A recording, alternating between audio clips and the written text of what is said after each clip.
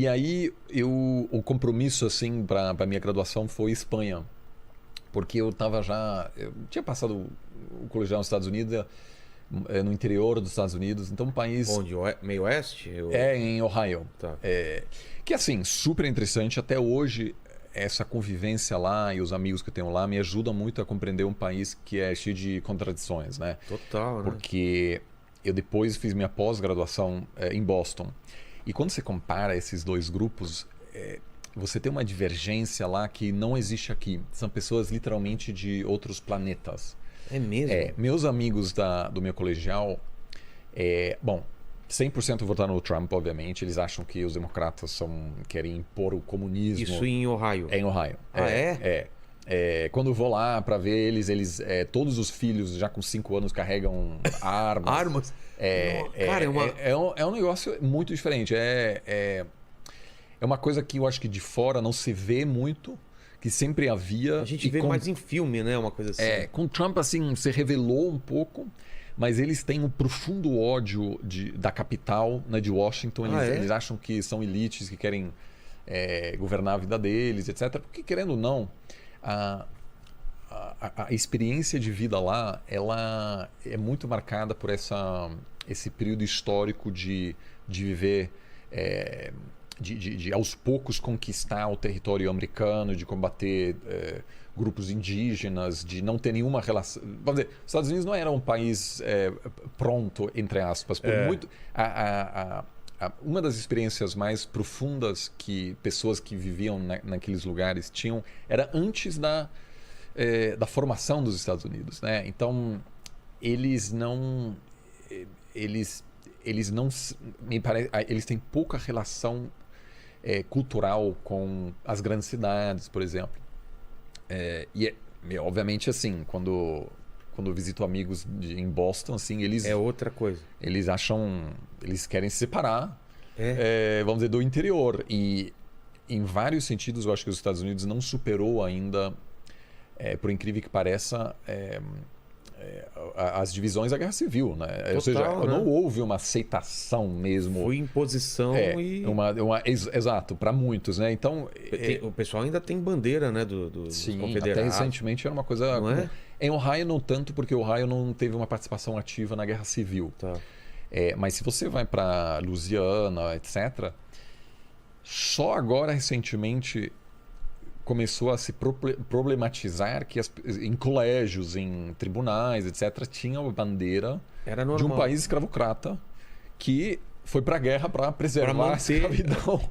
Então, assim, e assim, agora eu acho que de certa forma é um avanço de que aos poucos o país está olhando para essas figuras históricas. Só para a gente tentar explicar para o pessoal, é como que se aqui no Brasil tivesse uma guerra entre São Paulo para baixo e São Paulo para cima.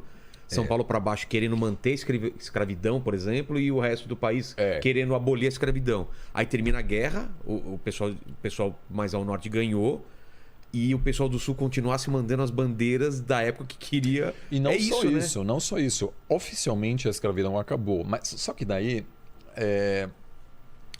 o cenário político fez com que as lideranças em Washington começaram a cobiçar os votos no sul também, queriam o voto branco no sul. Então, por muitas décadas, de fato, a escravidão continuou. Era mais, não se chamava. Oficialmente não tinha.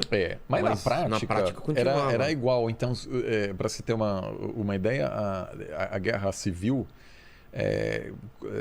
terminou no século XIX, nos anos 60 do século XIX, demorou 100 anos para que a população negra americana pudesse participar do processo político. Nossa, 100 anos 100 depois. anos.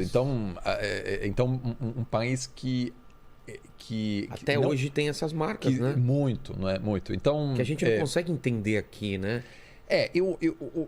Algumas pessoas dizem que tem algumas semelhanças, mas eu acho que... Eu não sei, eu vi diferente lá de parar o carro num posto lá nos Estados Unidos, que eu não sabia que era um bairro negro, e o pessoal te olhar estranho, e só quando eles descobriram que eu era estrangeiro que o clima Mas sabe, você para no meio da noite, todo mundo... Tipo, era uma afronta eu estar naquele posto de gasolina abastecendo num lugar que não era pra eu estar, assim. Não existe isso aqui a não. princípio, né? É uma divisão... Tanto que Tão você radical. consegue prever, basicamente, na maioria dos casos, como a pessoa vota a partir do CEP nos Estados Unidos. É mesmo? É. Eu não sei se, por exemplo, onde eu fui, todo americano sabe... Todo branco americano sabe que não pode ir lá, por exemplo? É uma coisa que mais ou menos se sabe. Não tem uma regra assim, né? Mas são... Tanto que em Chicago, por exemplo, a gente está atualmente negociando uma parceria com a Universidade de Chicago. Que cidade, né? Cidade linda. Lá. Uma cidade incrível. Só que depois, quando você vai para a universidade, você passa... Você vai alguns quilômetros, de repente tem... E eles me mostraram tem uma divisão que alguém de fora nem percebe. E de repente... você parece estar tá em outro bairro, aí de repente tem uma concentração muito grande de pessoas negras e do outro lado de pessoas brancas. Então, caramba. São processos que eu acho que demoram muito ainda para... O país avança muito, né? E agora, por exemplo, teve a primeira vez uma mulher negra foi escolhida para estar na Suprema Corte. Assim, né? Então é um passo grande. Mas eu, assim, depois de morar um tempo no interior, eu falei, olha, eu acho que chega porque eu queria conhecer outra coisa e por isso que eu não quis continuar nos Estados Unidos. Aí fiz a graduação na Espanha